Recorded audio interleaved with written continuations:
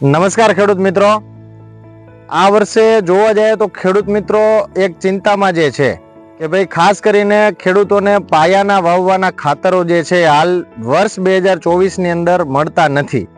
પણ ક્યાંક ને ક્યાંક ખેડૂતો આજે જે છે એ ડીએપી ના ઓપ્શન ગોતતા હોય છે કે ભાઈ એની જગ્યાએ આપણે કયું ખાતર જે છે એ વાપરી શકાય.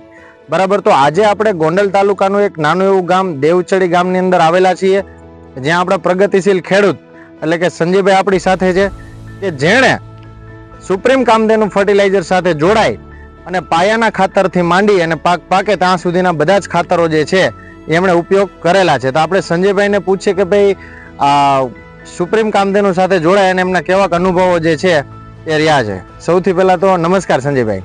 જય સ્વામિનારાયણ. જય સ્વામિનારાયણ.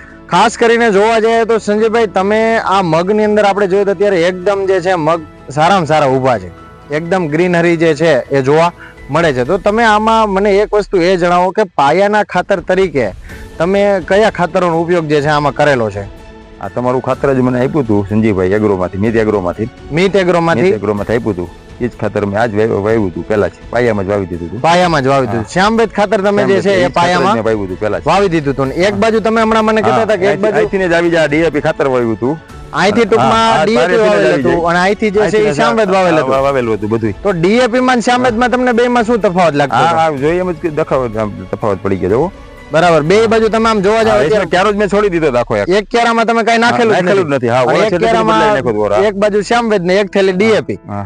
તો તમે આમાં ડીએપી માં શ્યામવેદ માં હાથી ઘોડા તમને ફેર દેખાય છે. તમને જોઈ શકો અત્યારે આમ જોવો એમ તમારા આમાં ફેરફાર જે છે એ જોવા મળે છે. બરાબર, પછી બીજી વસ્તુ એ છે તમે મને કહેતા હતા કે મેં એક વખત પાયામાં નાખી દીધું, એના પછી એક પણ પ્રકારનું ફર્ટિલાઇઝર ઉપયોગ એકય નથી છાંટ્યું, કોઈ ઉપયોગ કર્યો નથી. પણ તોય તમે આમ જો દાણા જે સિંગુ છે એમની અંદર જે દાણા ભરાય છે એ ટૂંકમાં એક નંબર જોવા મળે છે. તમને વૃદ્ધિ ને વિકાસ ને બધી પહેલેથી કેવું જોવા મળતું શ્યામવેદમાં? સુપર.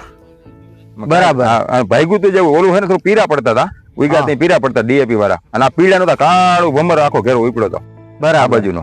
બરોબર, પેલી વાર જે મેં કોરવા કાઢ્યું પછી ઉગીને હરકા થયા ને પછી આ કાળું દેખાતું, ઓલું પીડા પડતા હોતી એમાં. બરાબર છે, આમાં કાળું હતું અસલ.